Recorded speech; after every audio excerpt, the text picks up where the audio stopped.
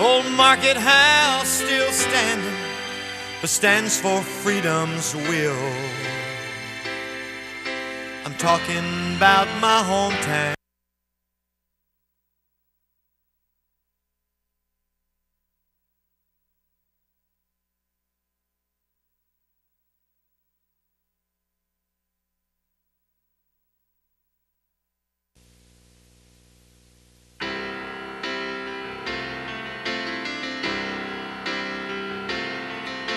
You know I've traveled near and far, see the shining sea.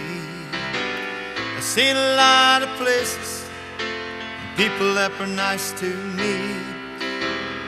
One place that's in my heart, and this is how I feel. I'm talking about my hometown, Fayetteville.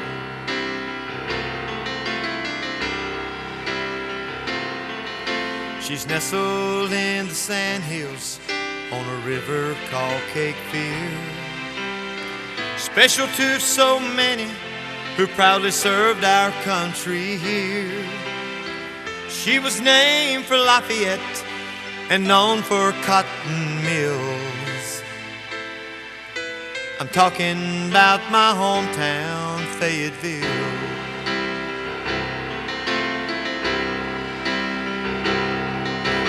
My hometown, Fayetteville. I'm so proud to be from here. It don't take long when you're away from home to find out how you feel. It's always good to come home to Fayetteville.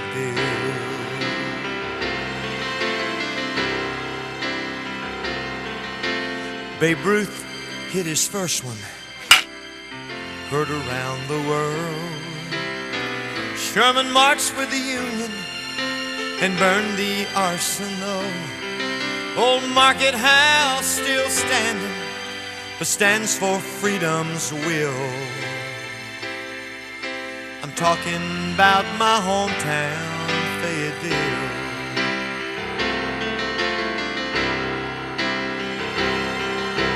My hometown, Fayetteville. I'm so proud to be from here.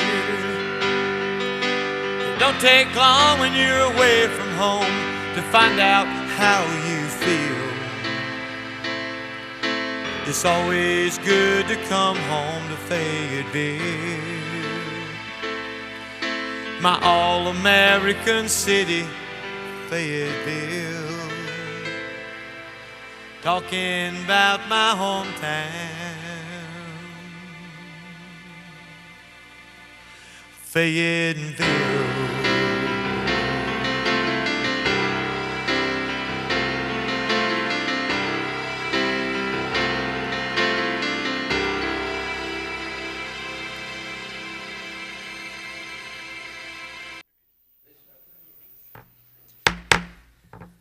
Good evening. I'd like to call this November 24th meeting of the regular City Council to order and ask Rabbi Eve to come forward, please, and lead us with the invocation. If everyone would please stand for that and remain standing for the Pledge of Allegiance. As we enter a week that is one of the most traveled weeks of the year, I thought to offer a prayer based on the traveler's blessing that we say. So thank you, Mayor, for allowing me this opportunity, and I offer the following prayer.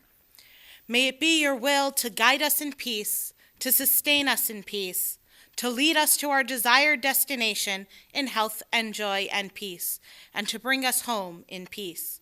Rescue us from the hand of every foe, every challenge along the way, and all afflictions that trouble our city. Send blessing in our work, and let this council find grace, kindness, and compassion from you, and from all who see us take on the sacred task of making our city work and thrive. As we enter the darkest time of winter, let us all find the light of gathering together in community, working toward common goals, sharing our blessings and thanksgiving with others. May all who come here tonight find the still small voice listening from the depths. May the worthy endeavors of this council and all who come before it be blessed with success, and let us say, Amen. Allegiance to the flag of the United States of America and to the republic for which it stands, one nation, under God, indivisible, with liberty and justice for all. Rabbi, you are at Beth Israel, which is just off Morganton Road. Yes, I am. Tell us a little something about your ministry there. Okay. Beth Israel Congregation is the only established synagogue in Fayetteville, and we've been a congregation for over 100 years, have been incorporated for just about 100. We're preparing in the next 2 years to celebrate that wonderful anniversary. I'm honored to be their first female rabbi. I joined the congregation over the summer, and we're about 120 Jewish families, and we welcome anyone to come and join us and be a part of seeing what we do in our teaching and our learning and our prayer together. So that's who we are. Thank you for being here and sharing with us what you do. Thank you.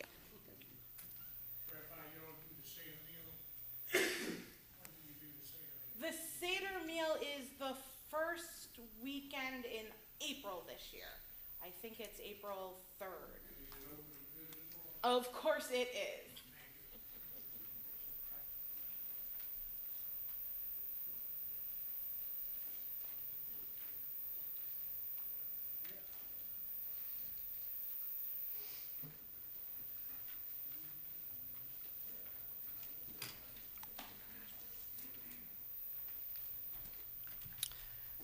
Council, at this time, we'll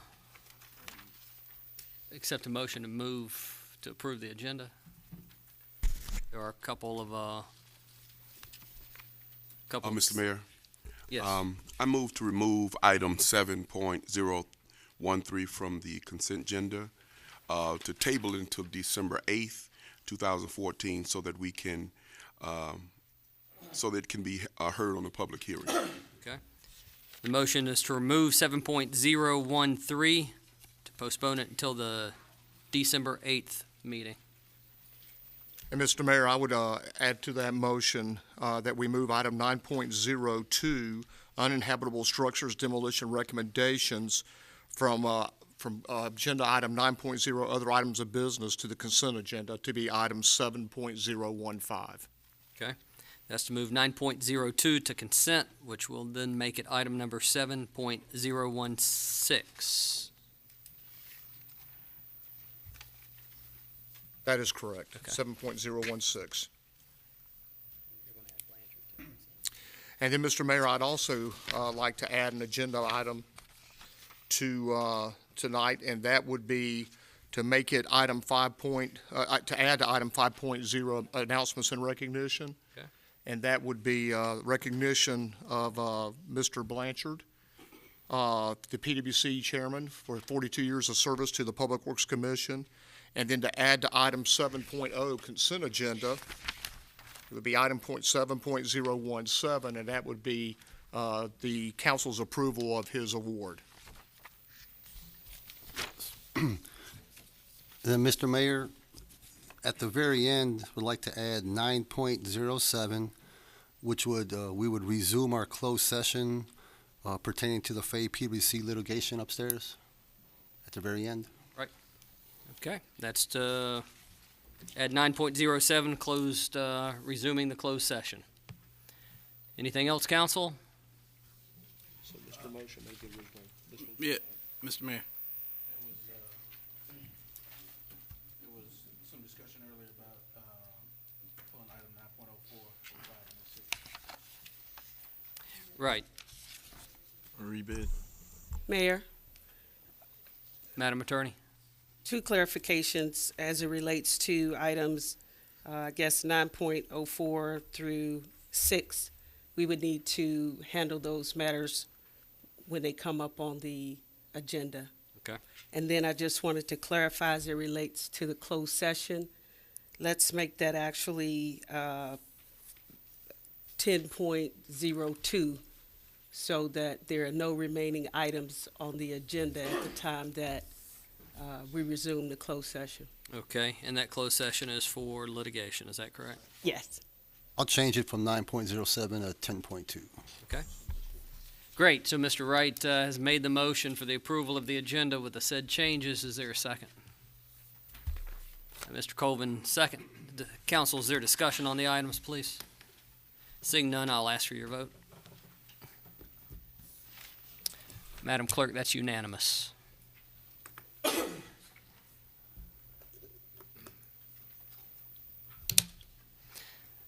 I'd like to welcome Jane Stallings. This is Jane Starling. I'm sorry, this is your first council meeting. And you'll have a good time sitting up here. Also, Councilmember McDougal's birthday is Thursday, so I'd like to tell him happy birthday. Thank you, And, Mr. Mayor. I don't think we need to sing. But at this time, I'd like to ask Mr. Blanchard to come to the podium, please.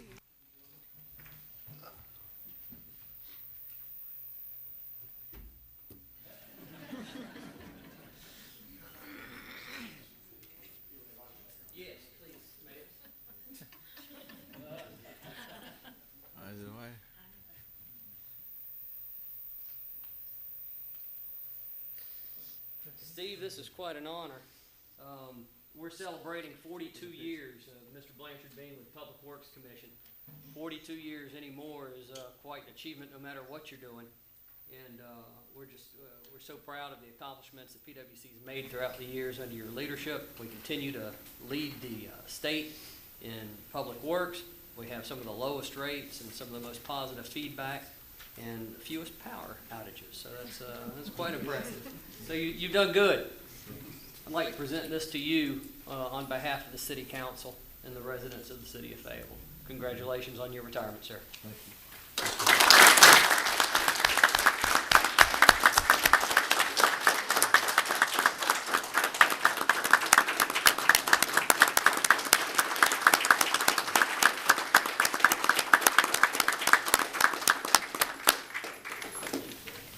Mr. Blanchard wouldn't be complete without something for your wife.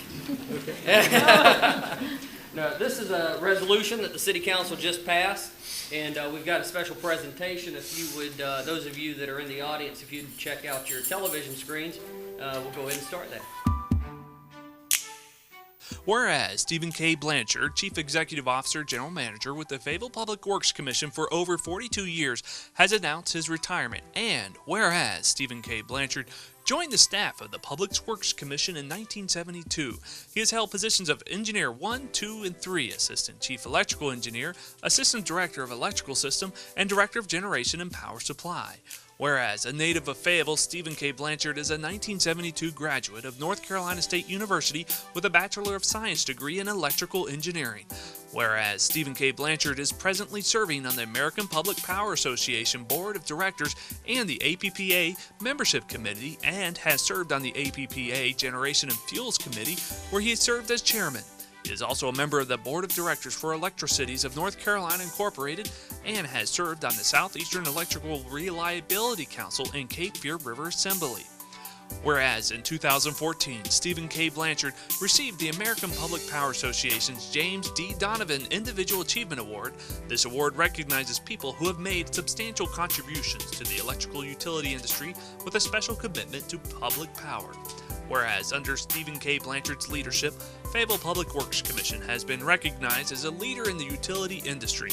During his time as CEO, General Manager, the American Public Power Association awarded the highest designation for electric system reliability, as well as the APPA Community Service Award 3 times and the APPA Energy Innovator Award twice in recent years.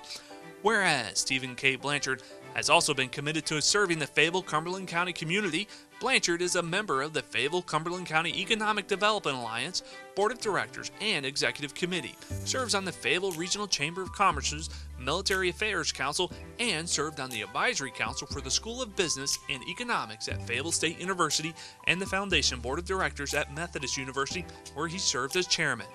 Whereas Stephen K. Blanchard is active in the community through his church and other organizations such as the American Heart Association, where he served as chairman, the Cumberland County United Way, where he served as campaign chairman and board chairman, and Habitat for Humanity.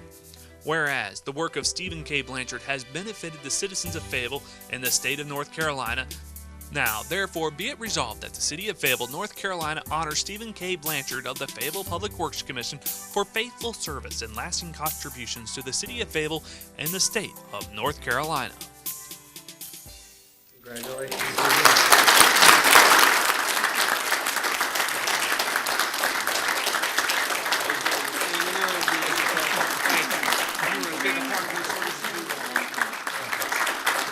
Before you take your seat, I think it's important to note that the key to the city is in here along with the city coin that lists all the council members' names on it. But I did want to speak for a second about that key.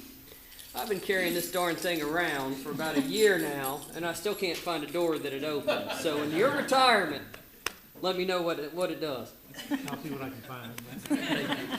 Thank you. Thank you very much.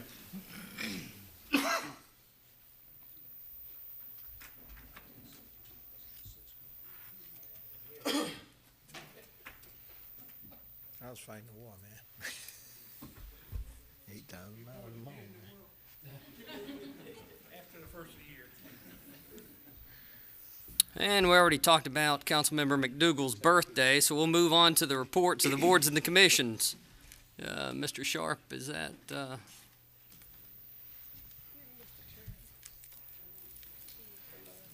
Welcome, Mr. Chair. I guess we didn't say, but this is our chairman of our redevelopment commission, Mr. Stephen Blanchard, and he'll be presenting on behalf of the redevelopment commission tonight.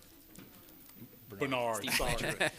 I'm not retired yet. So. Well, welcome, Mr. Blanchard. All right. Thank you. Good evening, council members, mayor. Appreciate the opportunity to come and speak to you on behalf of our commission and present our annual report. Our purpose as the Redevelopment Commission, we were established as the Community Development Advisory Board to the City Council to administer the federally funded grant programs, designated by the City Council as the governing board to assist the Community Development Department at City Council. We have basic authority to act on behalf of the City Council in administering community development programs and as the primary citizen participation mechanism, and formulate, recommend policy to City Council on housing, community, and economic development issues. Our structure, we're composed of 7 members. The term of office is 5 years. We meet once a month here in the Lafayette Room. The commission members are listed below. I'm honored to be representing the organization tonight as its chair. Our responsibilities is to make recommendations to City Council on community development plans, projects, and activities. This includes a consolidated plan review that we conduct every 5 years, an annual action plan review that we conduct annually, to review consolidated annual performance evaluation reports annually, and redevelopment plans as needed. Here's the executive summary of our CAPER for the 2013-2014 period.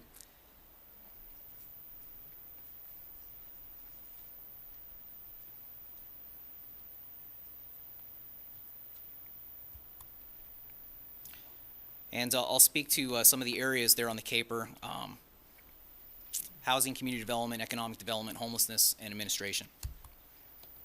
For housing, the commission spent almost $1.6 million on activities designed to meet priority housing needs identified in the consolidated plan. Of that, $571,000 went to CDBG funds, and a little over $1 million to home funds.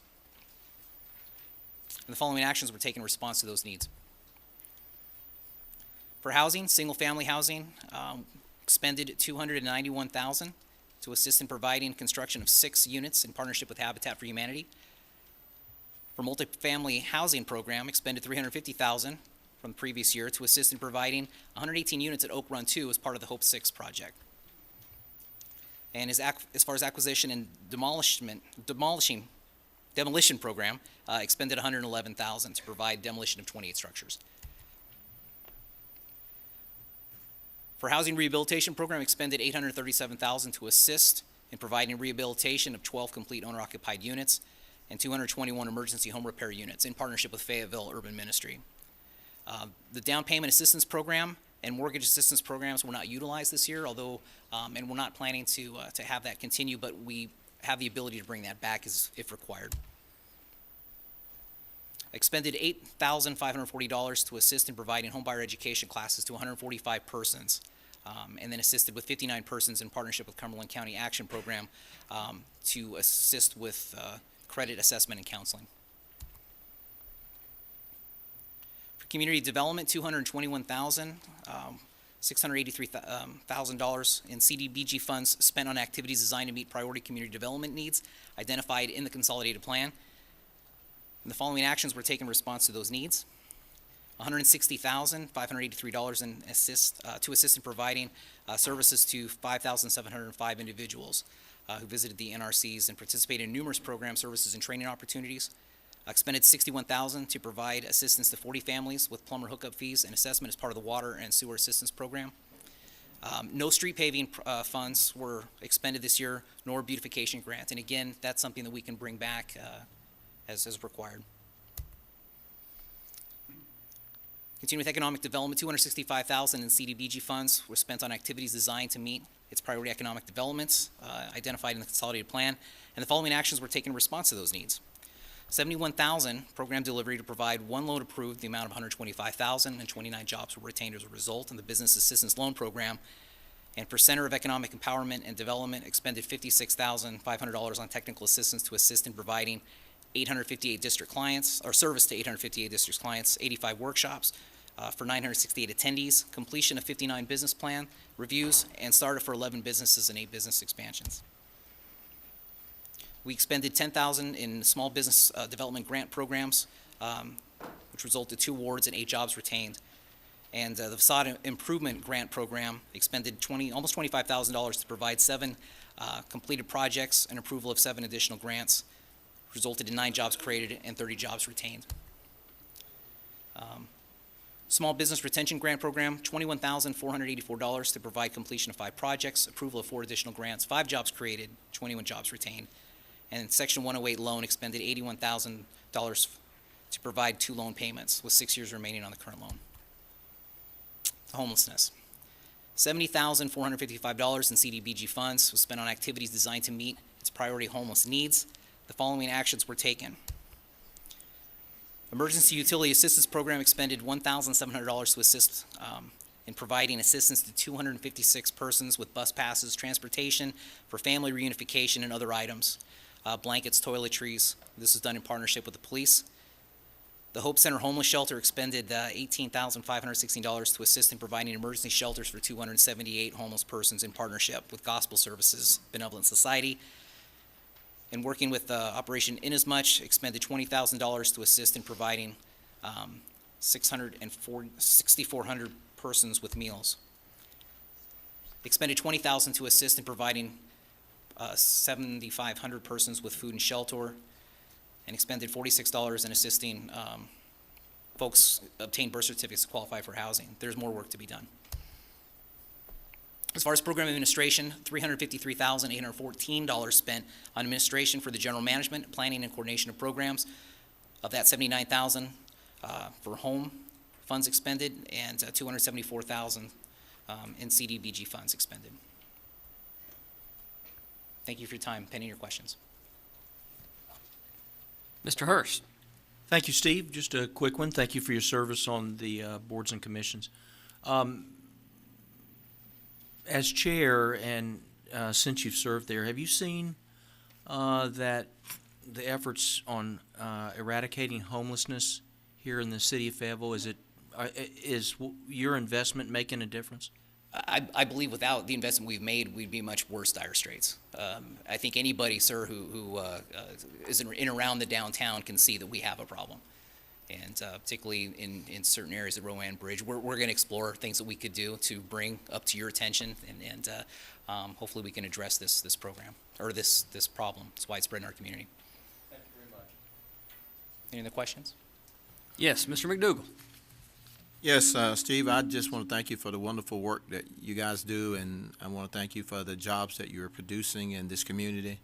I think it's important work that you do, and certainly want to thank you for the jobs. Thanks, sir. It's been a great group of citizens that are interested in advancing community, and Mr. Sharp and his staff providing information for us and you as well. Thank you very much. Thank you. Thank you very much. Council, item 7.0 is consent agenda. I'll entertain a motion to, Make a motion to approve the consent agenda as modified earlier tonight. Second.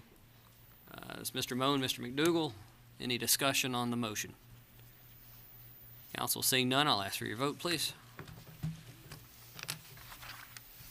Madam Clerk, that's unanimous.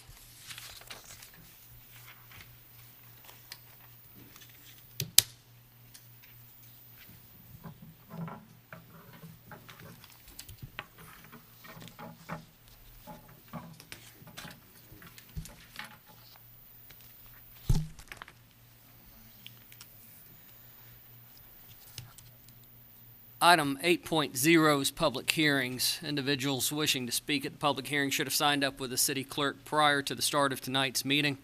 15 minutes will be allowed for each side of the issues being discussed. Each speaker will be limited to 3 minutes unless the group wishes to appoint just one speaker. Time used in response to a question from council members will not be counted against your time. Discussion following the public hearing will be limited to this body only unless someone from this council recognizes, or this chair recognizes you to respond to a question.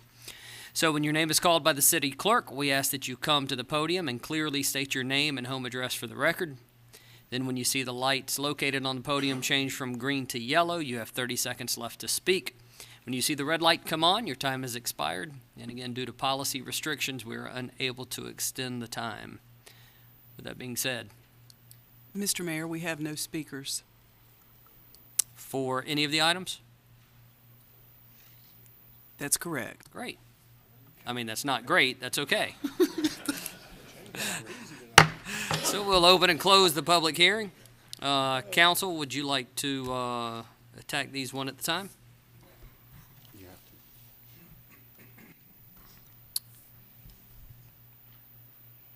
Okay, 8.01, Ms. Hilton, annexation of Ash Street. Yes, very briefly, this is a case that you actually considered in the initial zoning on your consent agenda. It involves about 1.5 acres of property that is a portion of a closed street at the very top edge of the property for a future Walmart off of 301 and Black & Decker.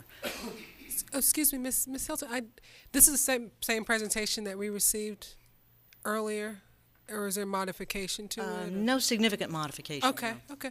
Well, if it's okay with you, if there's not any modification and there's no speakers on the list, we could expedite this process. Right. Yeah, unless you have any additional. No, I was right at the recommendation. Okay. Which is to move for approval and confirm or ratify the zoning from your consent agenda. Okay, Mayor Pro Tem, is that a motion? Yes. Mr. Colvin is the second. Council, discussion on the motion. Seeing none, I'll ask for your vote, please.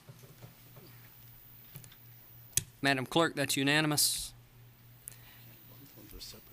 8.02.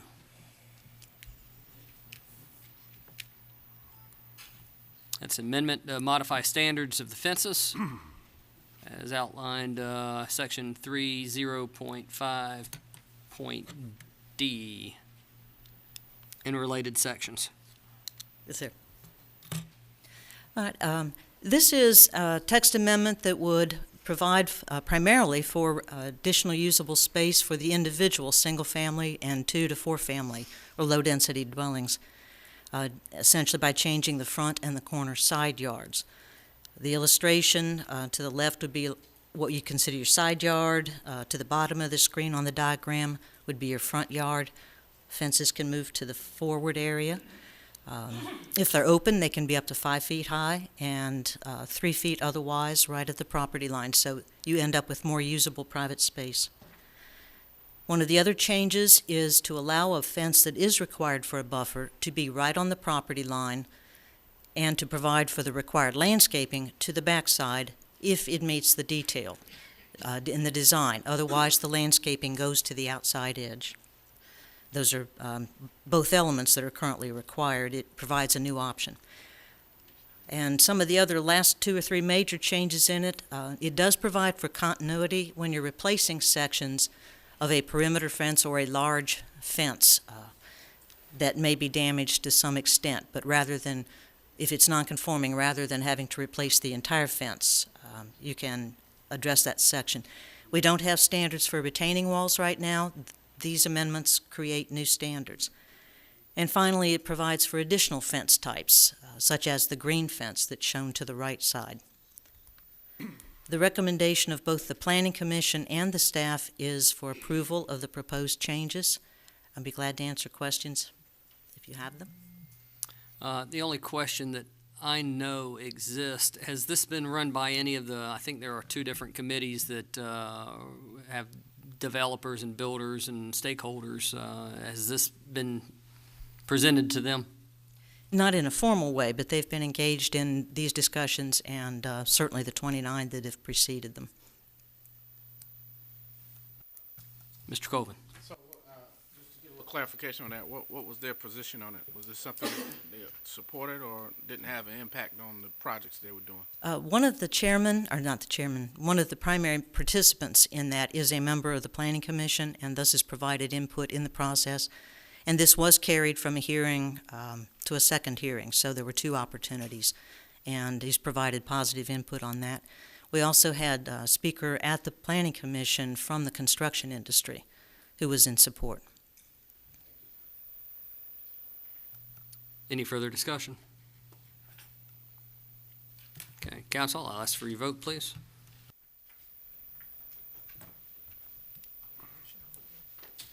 Madam Clerk, that's unanimous. Mr. Moan? Just have a question. I believe we got to make a motion. Yeah, was it? Motion to, was there a motion to approve? I don't remember. Oh, maybe not. I'll make one. Mr. Chris? All right with you, I move. Sorry, I got ahead of myself. Okay, I move that we amendment to modify standards for fences, section 30-5.d and related sections. Second. All right, that was Mr. Moan, Mr. McDougal. I mean, Mr. Chris, Mr. McDougal. Where am I tonight? Any discussion on the motion? All right, again, seeing none, I'll ask for your vote, now that we know what it is. Madam Clerk, again, that's unanimous. And we did open and close the public hearing before the first item since there were no speakers. Okay. Item 8.03. And this is the last text amendment before you tonight. It actually has 5 parts to it, and I'll run through those very briefly. The first is the definition of a club or lodge. The primary purpose is to make this more enforceable, things that can be measured as the inspectors are out in the field and verified. The significant impact is on the neighborhood communities that otherwise are exposed to clubs or lodge activity that we can't identify as such, since they're not permitted in the residential areas.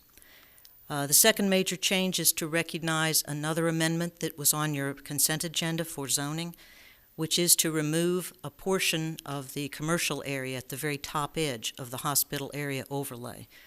There is language within the development code that describes this area, and this officially takes that out and allows us to modify the boundaries.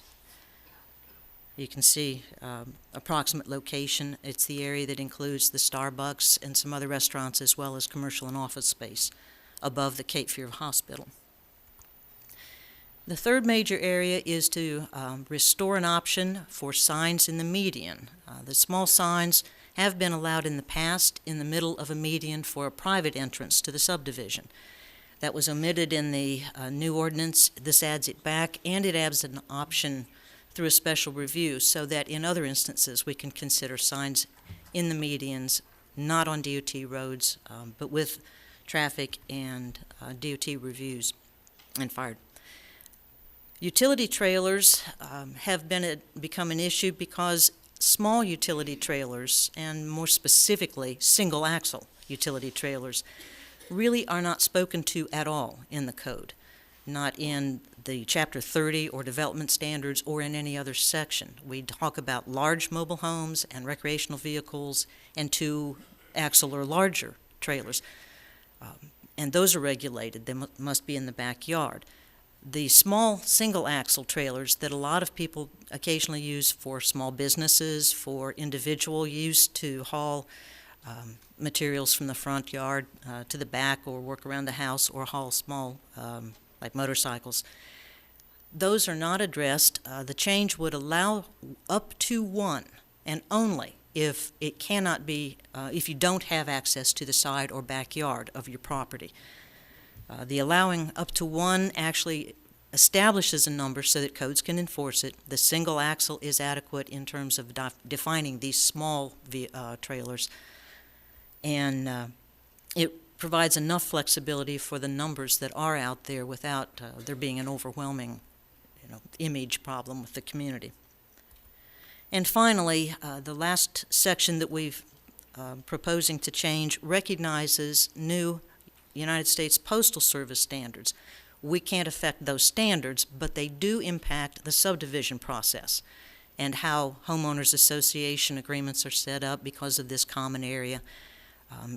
What it does is essentially establish common mailboxes or a centralized mailbox location.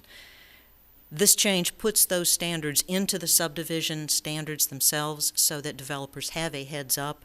They have a process within which to fit the Postal Service review and requirements. And with that, the Planning Commission and the staff do recommend approval. There were no speakers at the public hearing for or against that the Planning Commission held. Thank you, Council. Mr. Moan. A question and then a request for council. On the single axle trailers, only one in a driveway. Right now I could park my car in the driveway. I could park my car in the street. I could probably park a single axle trailer in front of in the street in front of my house, because here it talks about paved areas in the driveway or on the side of the yard. So what I personally, well, that's a question. Can I park my trailer in the street? It has a tag. I could park my car there. I could park 3 cars in front of my house, plus 3 in the driveway. I don't have, my guess would be, and it's a guess, is that would be limited to motorized vehicles in the street. But I cannot confirm it one way or another at the moment. Okay. And I know these are 5 separate changes. I would like to pull number 4, which talks about the single axle trailers, for a separate vote, because I'll ask council if we could break it up, because I'm in favor of the other 4, but I'm not in favor of the single axle limit to 1 trailer. So I don't want to push my red button and vote against all 5 changes. So if we could have 1, 2, and 3, and 5 as one vote, and then number 4 as a separate vote. Otherwise, I just push the red button on all 5. It's up to you. Ms. McDonald, how would you like for council to proceed with that?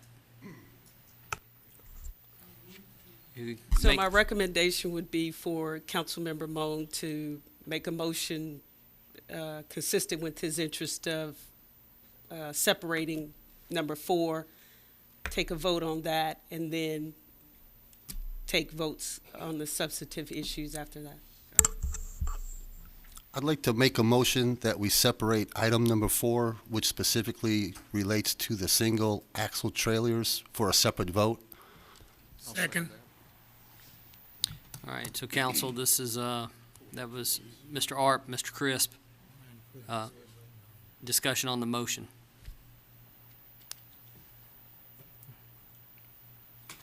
Mr. Wright.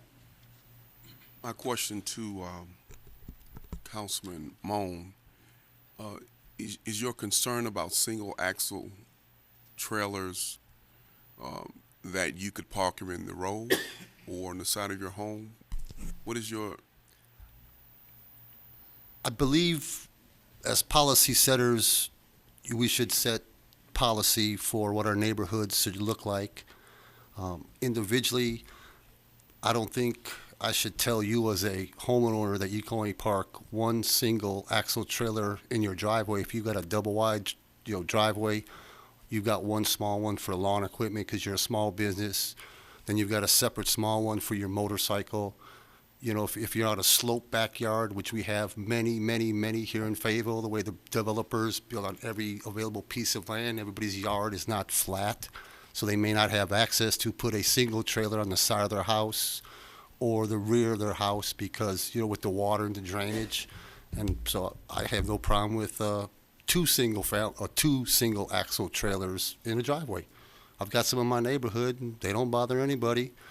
No one in 5 years has come to me at any community watch meeting and complained about more than one single axle trailer in their driveway. I don't hear the uproar from the community. We've had one guy show up here a couple months ago and complain about it during a public forum. That's all I've heard. So I'm not prepared to set a citywide policy when I haven't heard a citywide cry for a change, if that makes any sense. Thank you, Mr. Mo. Okay, so to accommodate you with the other 4 that you okay with, instead of you voting no on all 5, you want us to separate. Okay. Yes, sir. All right, Mr. Hurst. Thank you, Mr. Mayor. Mr. Shuford, please.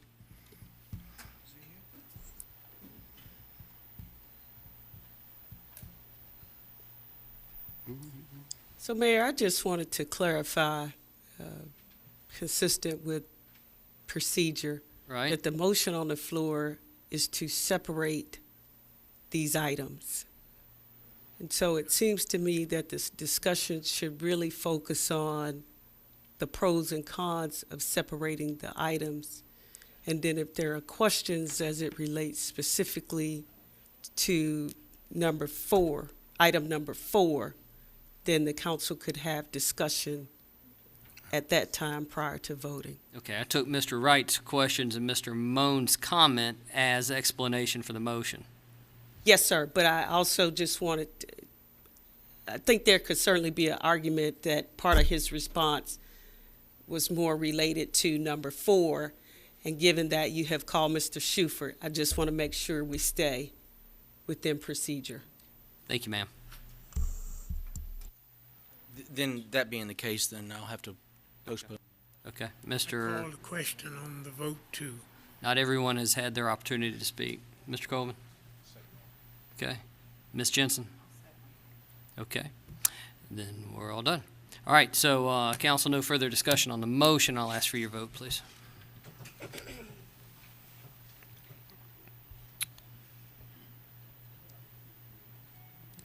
That is 7-3. Voted 2 ways. Oh, someone did vote 2 ways. Was that Mayor Pro Tem? What are you doing, Ms. Davis? All right, hang on. Wait, you're red? All right, Mayor Pro Tem Davey is red. So those against are Mayor Pro Tem Davey, Mr. Hurst, and Mr. McDougal. Those in favor, Mr. Crisp, Ms. Jensen, Mr. Wright, Mr. Arp, Mr. Robertson, and Mr. Colvin, and Mr. Moan. Okay.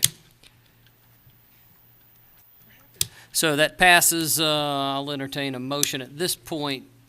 Well, I've got a light. Mr. Arp? Well, the motion, Mr. Moan, you're going to make the motion to, go ahead. Yes. I'd like to make a motion that we approve staff recommendations for items 1, 2, 3, and 5 on our agenda item, and that I make a motion that we disapprove item 4. Okay, so the motion is to approve items 1, 2, 3, and 5. Is there a second?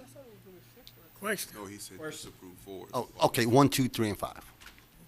Second. Number 4 will be a separate vote. Okay. I need to ask a question, if I could, for a point of order.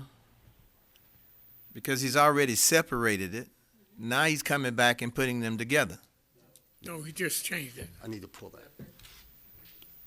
I'd make the motion 1, 2, 3, and 5. All right, Mr. Crisp. To approve those 4. Mr. Crisp Staff had the second. recommendations. change that. Okay, so is there discussion on the motion? Does it have a second? Yes, Mr. Chris, second. All right, seeing none, council, I'll ask for your vote, please.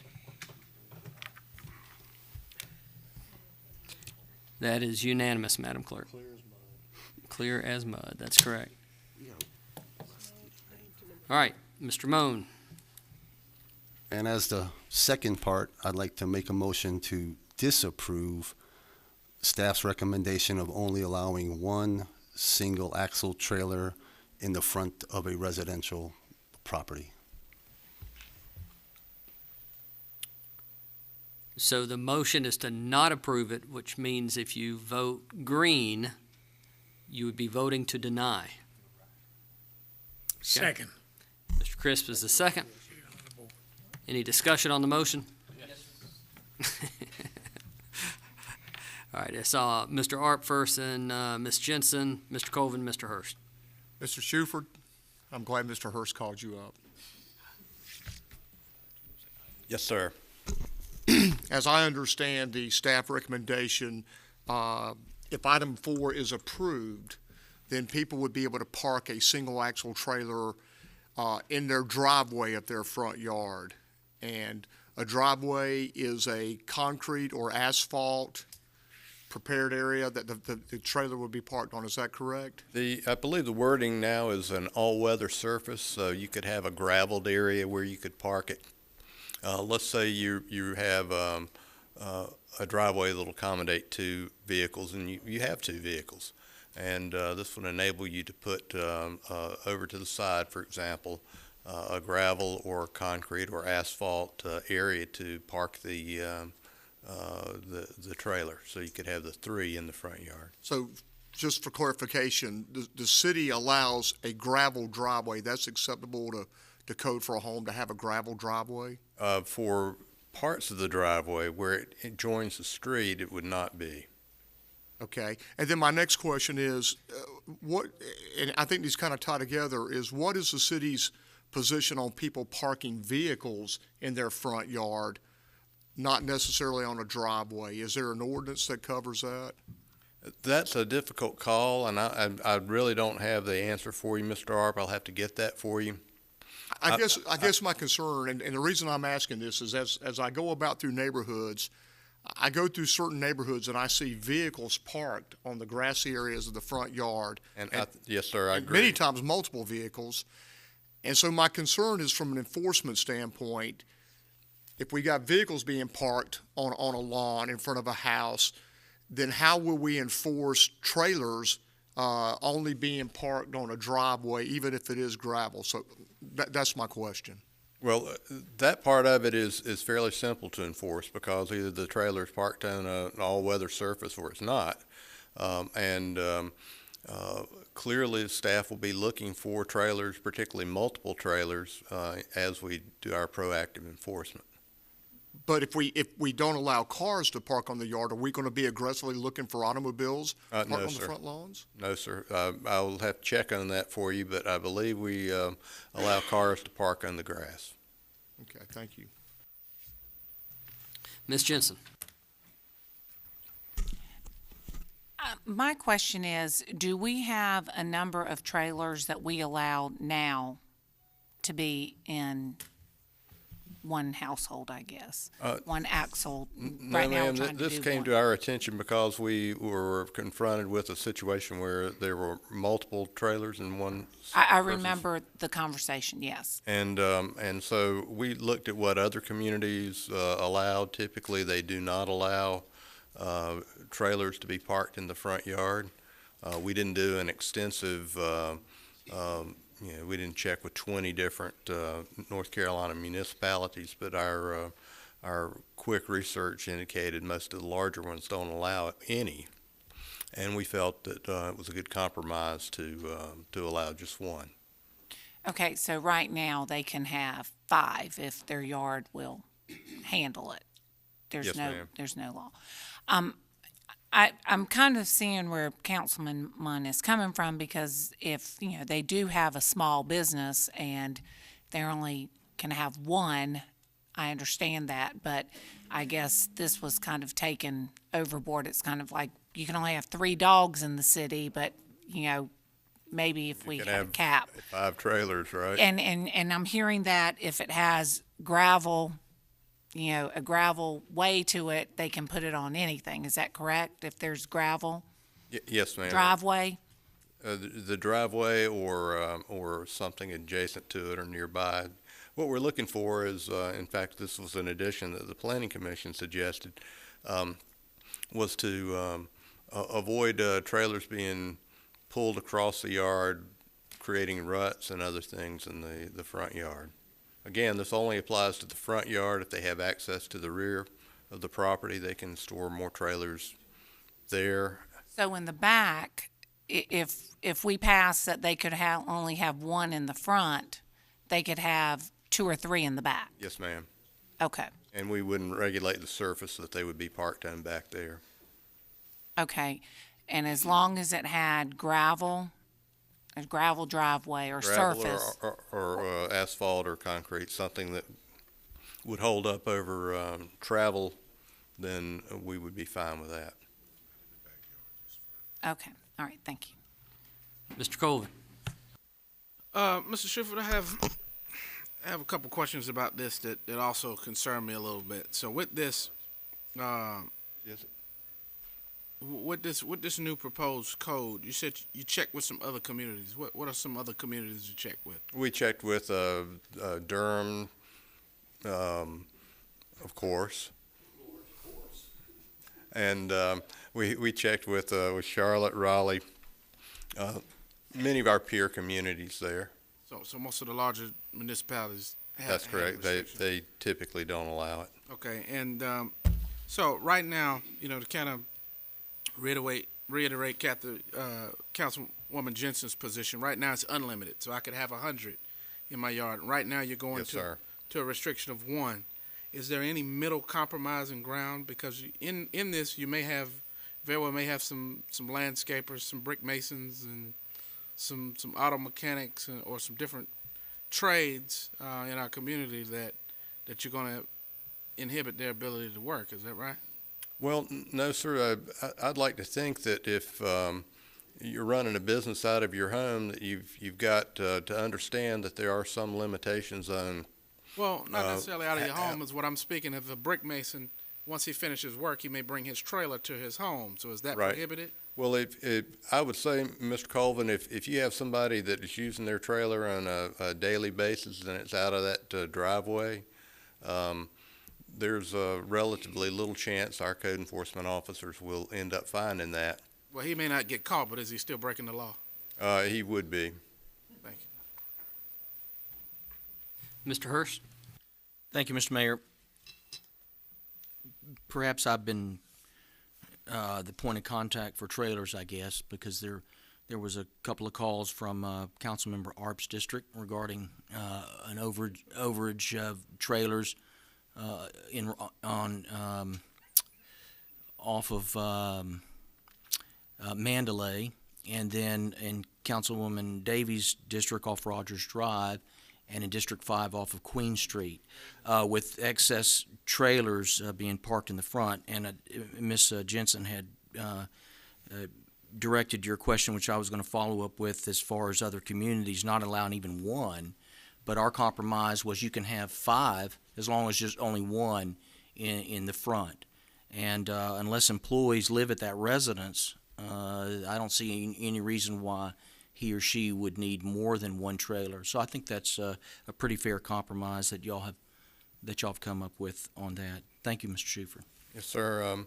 I will say that Ms. Hilton called me and advised me that if you are parking vehicles, even cars, in your front yard, they also need to be on some sort of all-weather surface.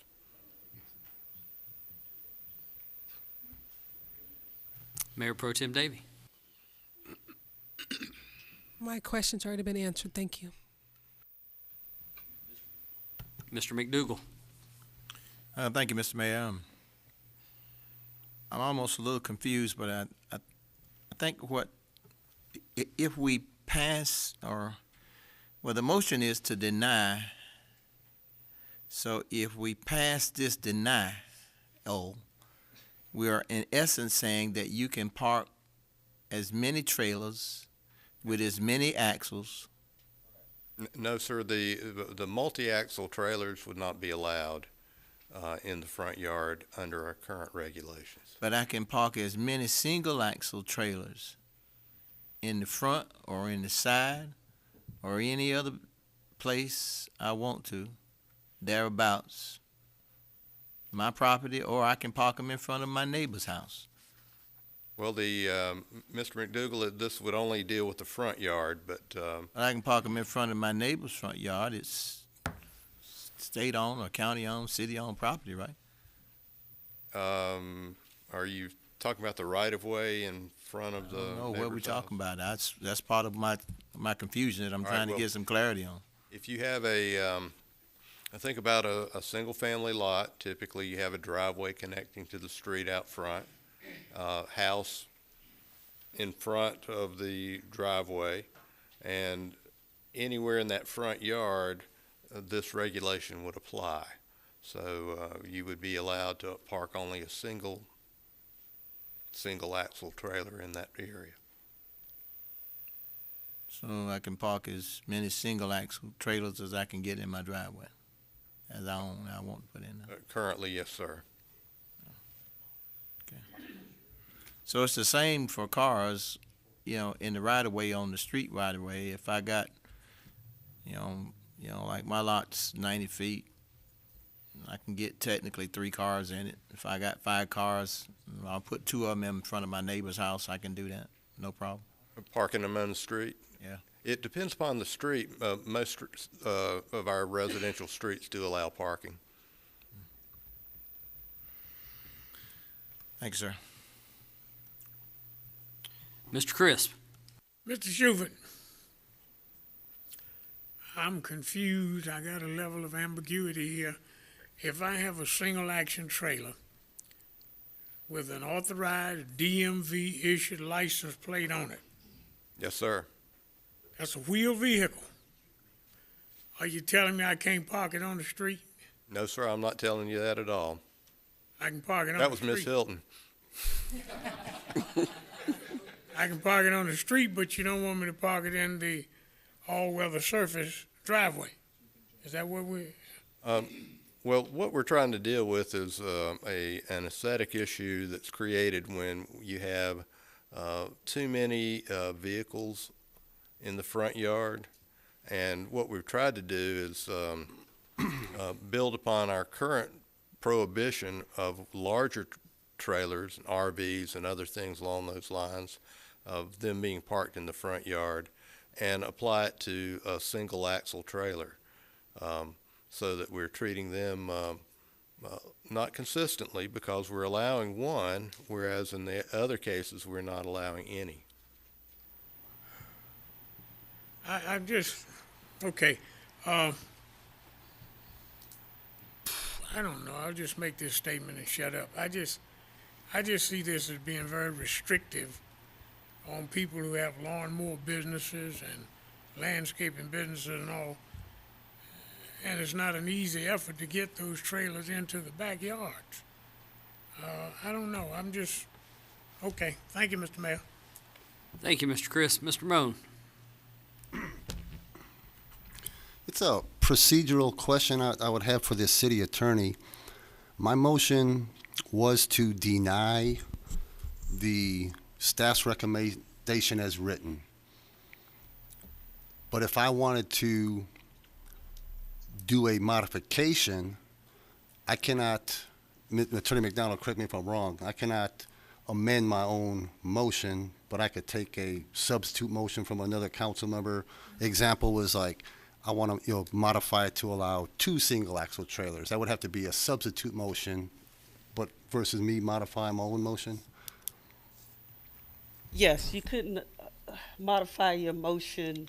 Because it was for denial. Right, so you could have a substitute motion, or I guess conceivably, you could withdraw your motion and make another motion.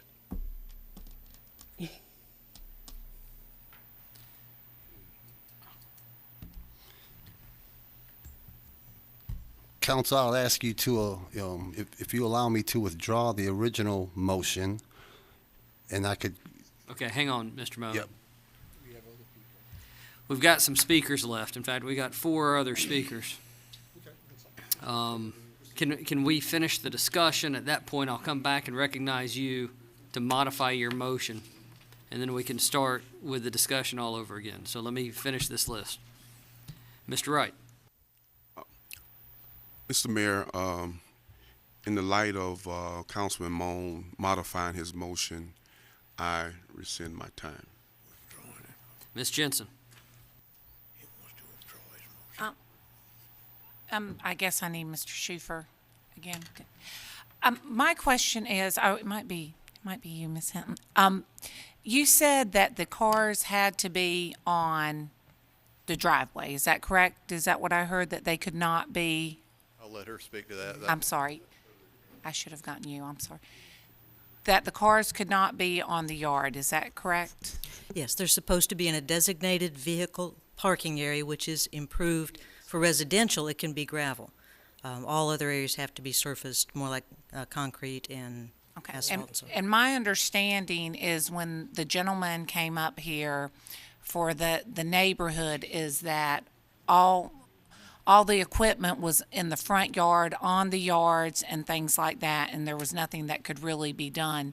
So maybe that problem was being taken care of. We just didn't know that it couldn't be on the grass, because my understanding is it was on the grass, maybe not.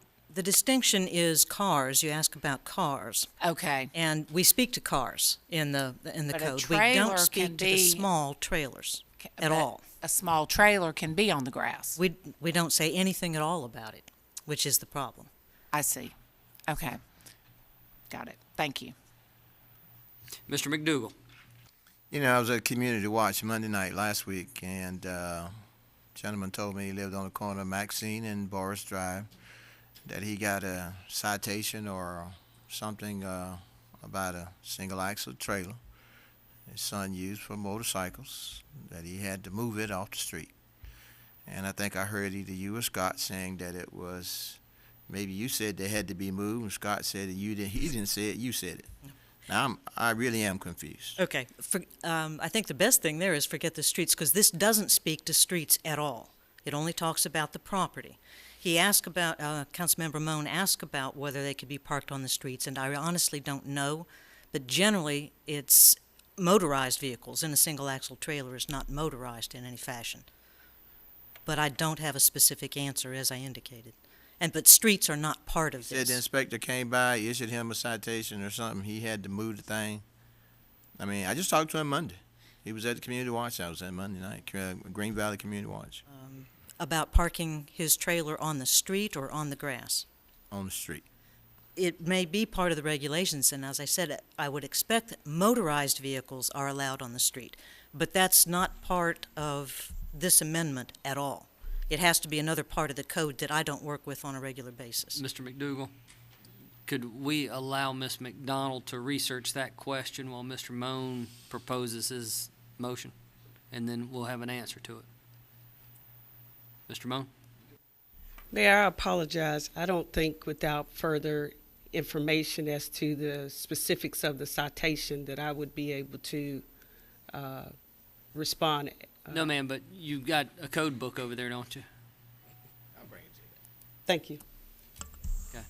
I'm just curious if we could hear what the code is about parking motorized vehicles on the street. Isn't that in city code? But again, we don't have all the specifics as to what he was specifically cited for. And so I think it would help if we could take a look at the citation. Correct. Okay. He said it was cited by somebody named DeBerry. Right. Yes, we have Mr. DeBerry that works for us. Mayor, what I'm going to suggest is if you'll allow us to, this seems to be a little bit of a separate issue than what's before you tonight. If you'll allow us to do the research about what can and can't be parked on the street, we'll get you a memo on that tomorrow morning. Well, I'm not so sure that one is not tied to the other. if depending on if the code calls for licensed vehicles or motorized vehicles being on the street, I think that makes a big difference when we're talking about trailers with axles, if they're properly licensed and registered. So perhaps, Mayor, we would table this item until December 8th, thereby giving staff time to research and answer all of the questions that the council has tonight. Mr. Moan? In lieu of the city attorney's recommendation, I'd like to withdraw my motion to deny staff's recommendation. And if council will allow me to withdraw, then you'll. Mr. Crisp, that was your second. Okay. And then I'd make a new motion to allow staff time to research this and to bring it back to our next regular council meeting. On December 8th. On December 8th, Okay. 2 weeks from today. Is there a second? Second. Okay, heard Ms. Jensen. Discussion on the motion, council. Okay.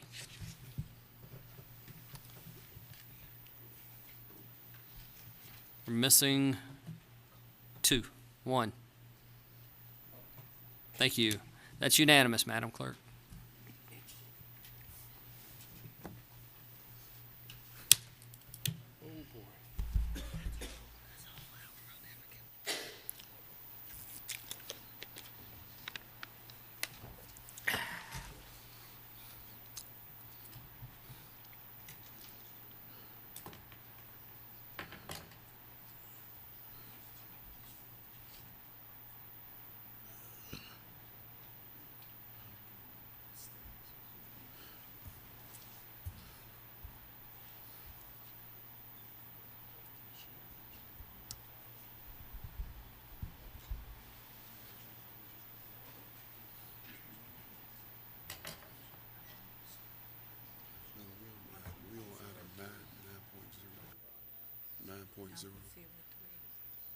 No? I thought we was up here. No, we were up here.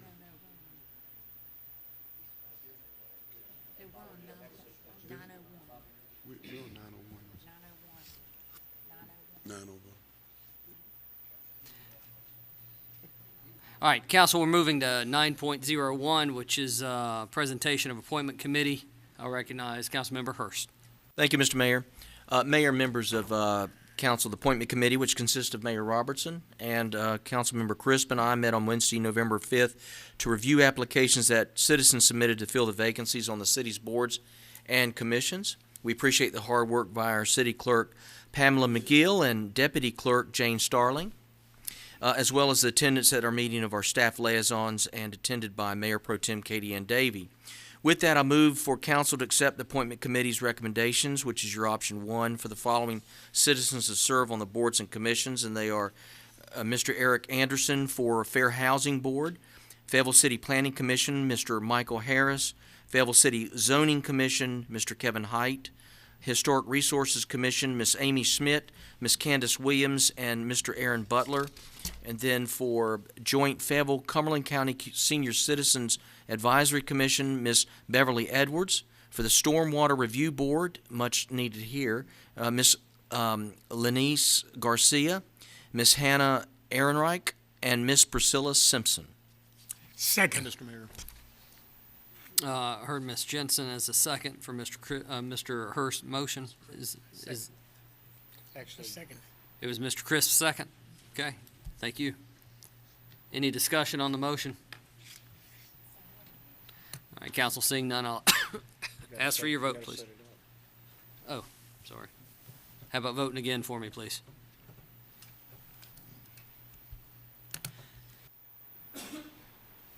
Madam Clerk, that's unanimous from the members present.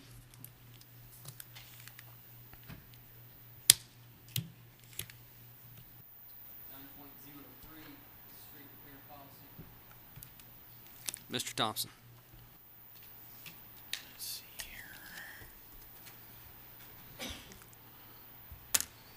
Shrink this thing down. I'm looking for mine.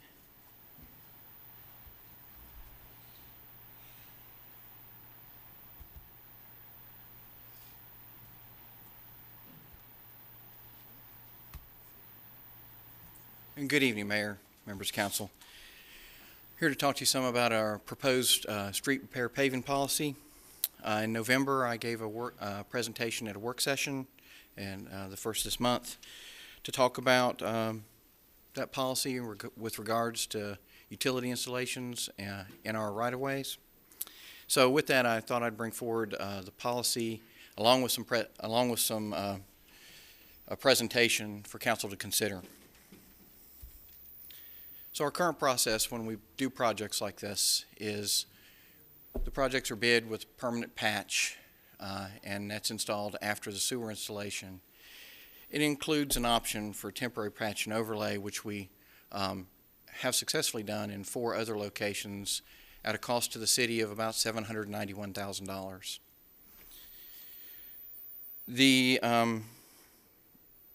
issue that we found as we get through these projects, and I'll go to the next slide to give you kind of some photos of what those results look like. That's a permanent patch, and those are areas where the permanent patch are. And that hasn't been well received by the community. They don't perceive that as a quality product to their community. And so we've tried to find ways to jointly work with PwC to accomplish a complete overlay or give a better project. In some of these locations, you can see that the cut almost goes the entire width of the road. In some locations, you can see it stays for around 10 feet. And that's the goal for us in PwC when they do that work, is a 10-foot cut in the road. But depending on the depth of the cut or the utility installation, sometimes they have to go wider than that.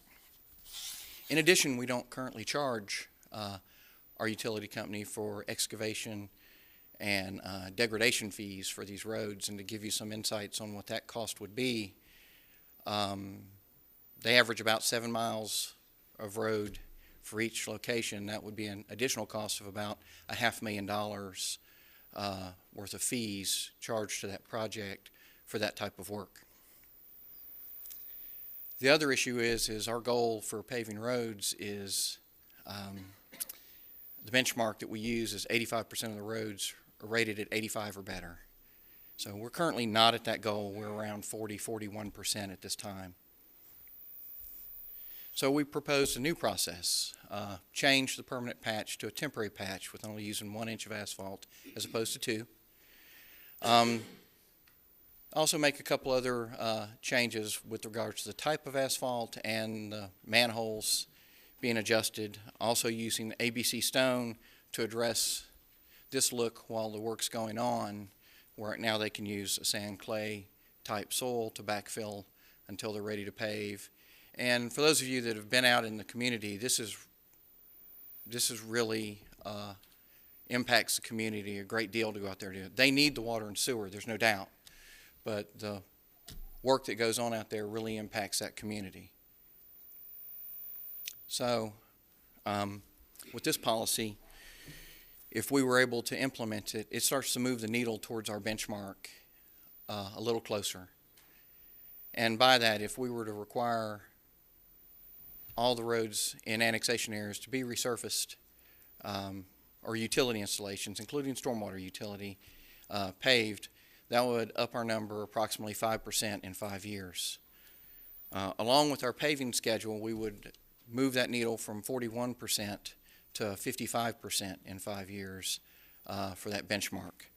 So that's a pretty sizable shift in where we are now to where we could be for our ratings for paving. These are some of the roads that were just recently paved last week and the week before last as part of our collaboration with PwC to try and pave these roads. These roads were included as paving because the costs were very similar to what it would cost us to resurface the roads.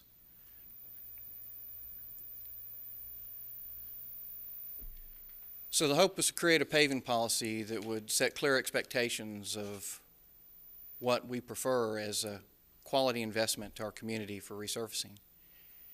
And that policy recommends that any roadway excavation for those installations for new utilities within the City of Fayetteville street system be repaired using a full overlay for that applicable street section. And we have, as determined by the City of Fayetteville Engineer and Infrastructure Director, but we would work closely with any utility to make sure we only do what's necessary for that.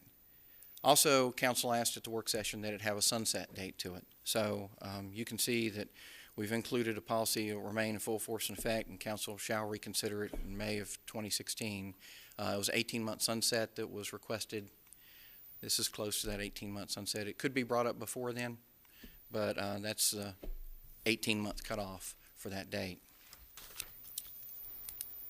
With that, I'm happy to answer any questions. We do have a couple. Mr. Moan? Oh, thank you, Mr. Thompson. In my neighborhood, I have a different water utility company. Yes, sir. And if you read the paper, they've been going through some infrastructure upgrades. And the way I read this policy, it says new utilities, but say that company determined they had to tear up 4, 5, 6, 8 house lengths worth of the road to replace water lines. That's not technically, new utilities. It's a replacement utility. Would that other utility company also be responsible to repave to this existing standards? Because, during our conversations, it was more about Phase 5 annexation, but some of us don't have, we have different utility companies. So would this apply to all utility companies that do cuts in our roadways? This would apply to all utility companies that are installing new utilities. For existing utilities, we have our Chapter 24 ordinance that we brought to council at a work session, and council asked us to meet with PwC and other utilities and go through that and modify that and tweak that to where it meets as close as it can to everybody's interest. We haven't brought that back to council yet because we needed to see if this policy did get adopted or didn't get adopted. That could cause changes in the Chapter 24 ordinance, and we hated to bring that to, and then immediately have to come back with a revision. So we plan to bring that in December for council to adopt, and that would address the existing utilities and the amount of cuts made in roadways for existing utility repairs. So we could have two different standards at the end? No, sir. They would be the same standard in the end. Same it would standard just in the end. depend on which ordinance it would apply to, whether it would be under the paving policy for new utility installations or existing, which is what Chapter 24 Okay. Hey, great answer. Thank you, sir. Thank you, Mr. Moan. Mr. Arp? Thank you, Mr. Mayor, and thank you, Mr. Thompson, for the presentation. I got a couple questions. Is there any provision for a small patch, say a 2x2 patch, in the road that would have to be done? If someone had to, for some reason, go out and dig and make a 2x2 patch, would they have to come back in and overlay and do the whole overlay for the road? No, sir. That's in Chapter 24. That doesn't relate to this policy. That would be in Chapter 24, and we discussed that at the work session, but I don't think you were in attendance. So, but we did. We discussed that there, and that's Chapter 24. And there is a provision to just patch the 2x2 in a square pattern back in the road. Okay, I just want to make sure, and that's one of the concerns that I've had, and I think I've shared that, is that with these small patches that are done, we tend to have some failures of these patches. Yes, sir. And it creates a washboard effect when you ride down the road. So is there, with that in Chapter 24, is there a requirement for compaction testing of the patch subgrade? Yes, sir. There's several options. One is compaction testing at every 3 foot intervals, which currently isn't required. So that was in Chapter 24. So that's an addition. And they have to do the lifts in 1 foot lifts and compaction. A way to avoid doing those compaction tests and do those lifts in 1 foot lifts is to use flowable fill. And let me explain part of that. It's part of the issue related with compaction around pipes, whether it's utilities or storm drainage or what that is. We may have 2 pipes beside each other that are 2 12-inch pipes or 2 18-inch pipes that only have a foot or 8 inches between them. And you can't get a tool between those pipes to do that. So as an example, on a couple of our projects, we've used flowable fill to get that compaction level and density requirement so the road would not fail at a later date. So it's not necessarily the fault of, the workers or the crews getting compaction all the time. Sometimes it's the infrastructure they're trying to compact around. Right. And then on this patchwork, we bond it. We require a bond for this patchwork. We do. Under Chapter 24, one of the thoughts is that you become the owner of that patch until we resurface it, unless you use flowable fill. And that was one of the tweaks we made with PwC. Their concern is they didn't really want to own that patch forever, so they said if they use flowable fill, would we take the patch after 1-year warranty? And we said, of course. So just so I understand, that PwC is the only one digging in our roads? No, sir. We've met with Aqua, the gas companies, and PwC to have some of those discussions. So they're and we're digging in those roads too. The city of Fayetteville does. right. So those patch jobs in the roads, the work would be guaranteed for perpetuity if they didn't use flowable filling? Until we overlay it, until the road is overlaid. Okay. Yes, sir. And most of those companies have honored that to this date. This just formalizes that. And puts it in formal language. But in my years here, the utility companies have gone back and made re-repairs to those patches over time, sometimes 2 and 3 and 4 times.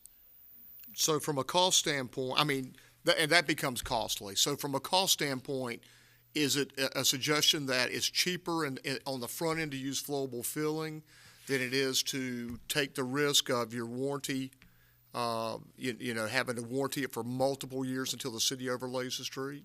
Yes, sir, and there's other cities that are doing this. Town of Cary does it, Raleigh does it, Durham does it, Rocky Mount does it. A lot of cities use this flowable fill option. Wilmington does it. So it isn't like we're going out on the edge doing something that hasn't been done. It's a standard that they are doing too as an effort to deal with the issues of the roads deteriorating. Because as you know, we don't have enough money funds to keep those roads in as great a shape as we can. We have to take care of them as best we can for as long as we can, and cuts in those roads cause degradation and cause the road to fail faster. And then my last question, a cost comparison between flowable filling and a standard subcompaction with adequate subcompaction testing. How do they measure up cost-wise? I don't have the exact cost for that. I'm happy to provide that to you at a later date this week. I can get that to you, but I don't have that date. I do know we talked with some of the contractors that do the testing, SNME, FNR, and ECS.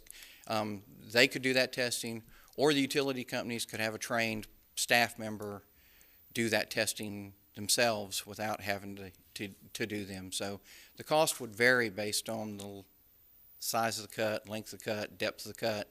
So I can come back with maybe a couple different options on what that cost looks like based on depth and width. Yeah, I'd like to see that. Thank you. You're welcome.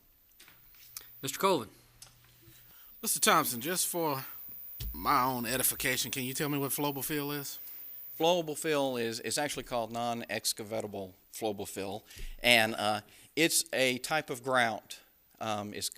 You have excavable and non-excavable. We're advocating for excavable flowable fill, which means once you pour it in, it's like real wet, loose grout. It flows just like water. And when it cures in a day or so. When it cures, it gives you the same density and effects as if you had put in good soil and packed it to the right compaction levels. Does it add a considerable amount of expense to these jobs if flowable fill was required for all compactions? It could if it was for all compaction, but we're not requiring that in the Chapter 24 ordinance. It's an option to be used unless it's a certain depth or the utilities are too close together where you just can't get compaction in the utilities. One option is just to fill around the pipe to a certain height to where it covers the area that's difficult to compact, and then come back and bring in the soil and Is pack flowable it. fill a certain brand, or is it the type of technology that does that? It's a type of concrete, and all the concrete companies here we've spoken to can supply it easy enough. They said it's not a problem for them to supply, and we've checked with all of them. Thank you. Mr. McDougal. Thank you, Mr. Mayor.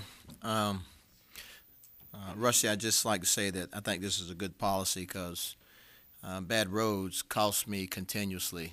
Cost all all the citizens of this community time and time again. And if you do a good road, if you do it right the first time, then we pay once. But if you build it bad and you do all these cuts and I got to continuously hit it, then that means I'm continuously paying with the wear and tear on my car, especially with front ends, front wheel drive. I'm constantly repairing and constantly buying tires that I don't necessarily need to buy if you do it right the first time.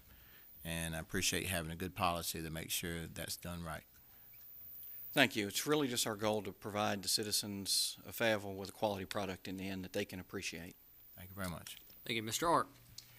Hey, Mr. Thompson, I have a final question. I agree with Mr. McDougall. Rome was built on good roads. And matter of fact, if you go to Europe, you can still drive on those good roads. But they were built on good foundations. My question, though, I just want to make sure I understand. Let's say we've got a street that our cycle for repaving streets is we repave how often? It's between every 36 to 40 years based on the cost of asphalt. Okay, so we repave a road every 36 to 40 years. Yes, sir. So if we go in and we do a cut in the road, say I'm a utility and we go in and do a cut in the road and we patch it, I have to guarantee that patch until when?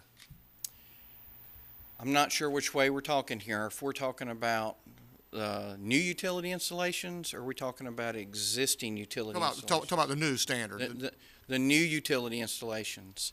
We accept that permanent patch as a final product, and it's warranted for 1 year.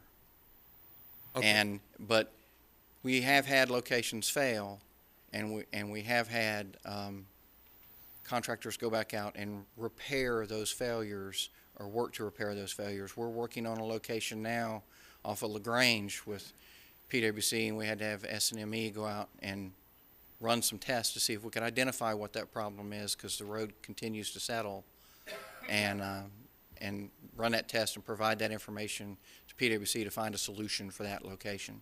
Okay. So you're going to run into the unexpected. We understand that. But the standard compaction levels and standard tests, we test that compaction now.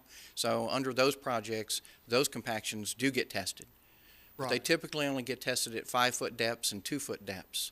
One of our changes in policy is to do that at 3-foot intervals. So if you're 9 feet deep, we expect a test at 9 foot. 9.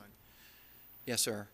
Okay, but I just want to make sure I understand with the flowable fill piece. Yes, sir. So if I'm a contractor and I don't use flowable fill, I just use standard compaction and dirt, and I put it in there, and I have SME or somebody else come in and do my compaction testing. They certify that it's compacted right, and I asphalt over it. What's my warranty period? I think it's 3 years is what when we presented to council the first time, it was forever.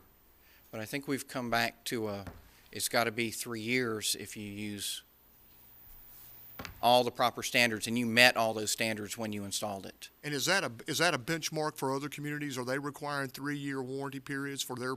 A lot of those communities do require it as they own it, they own the cut, and they end up withholding additional excavation permits until it's re-repaired. Because most cities don't have the staff that run from cut to cut to cut to inspect them.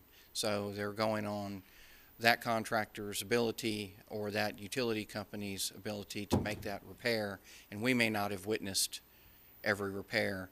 With the annexation areas, we get to see those density requirements. So there's a lot less of a requirement for maintenance there. For warranty, it's just 1 year. Thank you, All right, Mr. thank Thompson. you, Mr. Thompson. Council, is there a motion?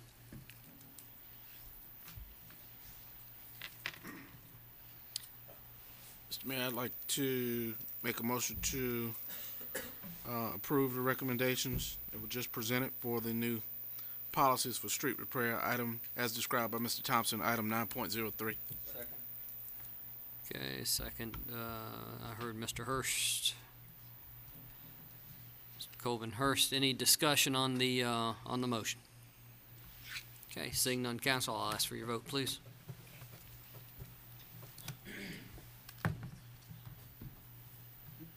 Waiting on one. There we go. Madam Clerk, that is 7-3. The 3 voting against, Councilmember Jensen, Councilmember Arp, and Mayor Robertson.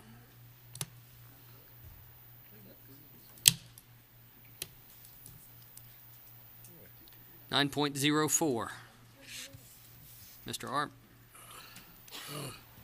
9.0. Oh, Mr. Crisp, I'm sorry. Mr. Mayor, in view of the fact that we seem to have just changed the rules with regards to resurfacing, I'm going to move that items 904, which is a recommendation annexation phase 5, project 7, area 17, section 1, and 905. Bid recommendation for annex phase 5, project 7, area 17, section 2, and 906.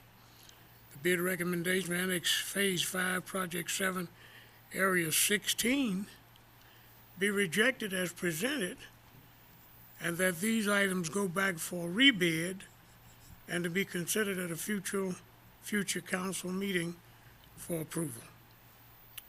With the new standards. Okay, Mr. Chris made the motion. I heard Mr. Wright second it.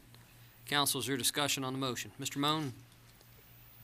I do have one question on number 9.04. In the legislative text there, at the very bottom of page 2, it says Fayetteville PWC Commission recommends, the lowest responsible bidder, $3.11 million to E&J Enterprise, Otcheville, North Carolina. And underneath that, it says staff recommends that we use the same enterprise, Otcheville, North Carolina, E&J Enterprises, at a cost of $3.267817. And when I go back to the first page, it says bid alternative, and so it looked like $156,000 was added based on city staff's recommendation. And my question to city staff, was that $167,000 additional dollars, was that to cover the cost of the total paving? There's you've got 4 primary bidders on the first page of the legislative text. E&S and J Enterprises at 3.11, some $1 million. And then it says there's a bid alternative underneath it, the same company at about $156,000 more. Was that alternate bid to compensate for the paving under the new standards? Not under the new standards. It was under the existing standards for using the difference between a temporary patch and a permanent patch with a complete overlay, like we have used in the other 4 other areas that we've been successful, but it was the city's cost to pay for. So I'm sorry, I think Mr. Moan's question is, why don't the numbers match what the bids were? The staff's recommendation is different than what the bids came in at. I don't know. I don't have that. Was that your question, Mr. Moan? Well, I know what he's saying. Yeah, there's 2 separate bid amounts, both recommended with the same company name, 36267.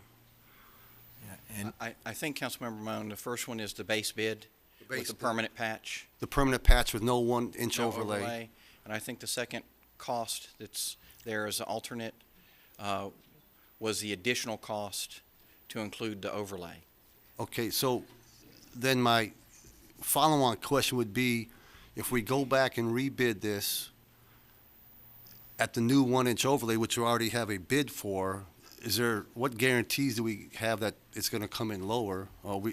Earlier you had said, about the price of oil dropping and asphalt dropping and stuff, but we're talking repaving 18 months from now, or if we delay it 4 months, it could be 24 months from now.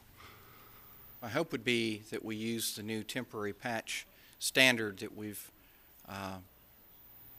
used, which is less asphalt than we've used in temporary patches before.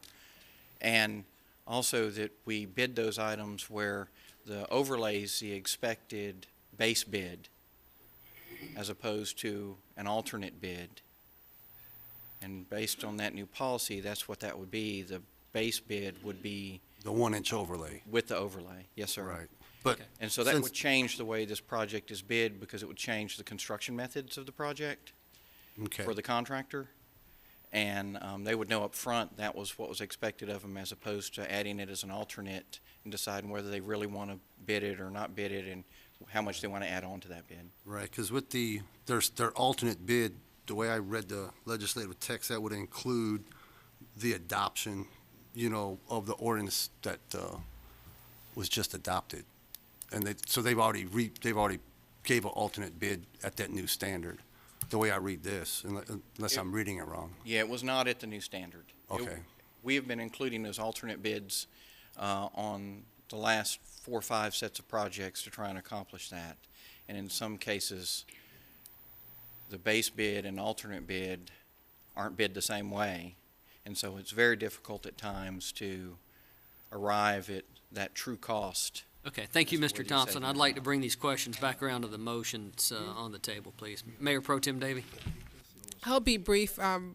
Councilmember Moan, I just think getting kind of tied up in regards to if we're going to save money, I think that kind of goes out of the scope of the purpose of this, to kind of bring it back in based on the motion that we just passed. We want to make sure that we're getting the quality. I mean, I don't think it's necessary. It'd be great if we did save money, but I think bottom line and long term, it's the quality we can provide to our constituents and making sure we're doing it right the right time, the first time. Okay, any more questions in reference to the motion, council? All right, seeing none, I'd like to, Mayor, Madam Attorney, should we vote on these individually, or the motion was to group them all? Is that okay with you? Okay, so we're voting on item 9.04, 9.05, and 9.06, the motion made by Mr. Crisp, seconded by Mr. Wright, and that was to reject the bids as they stand and rebid them with the new standards. Is that correct? Yes, sir. Okay, thank you. Council, I'll ask for your vote, please.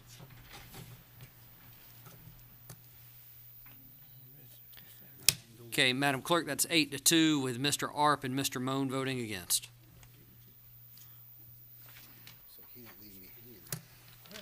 Council will move to 10.02, which is the resumption of the closed session.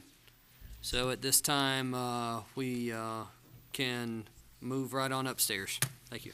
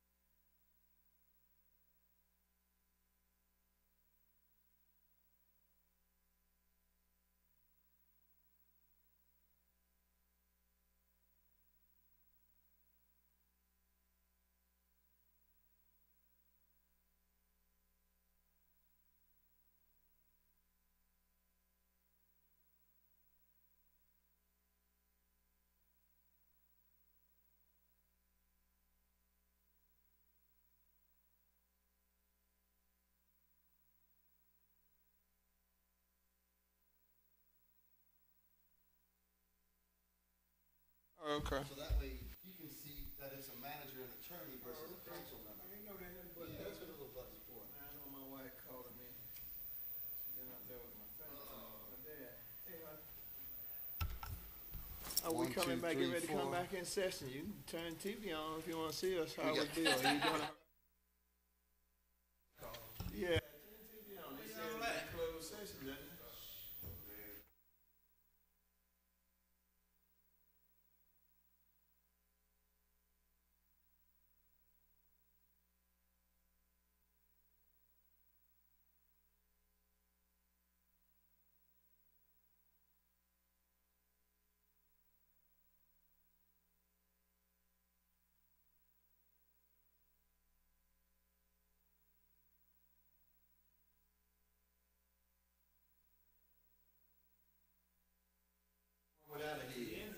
Make a motion? Yep.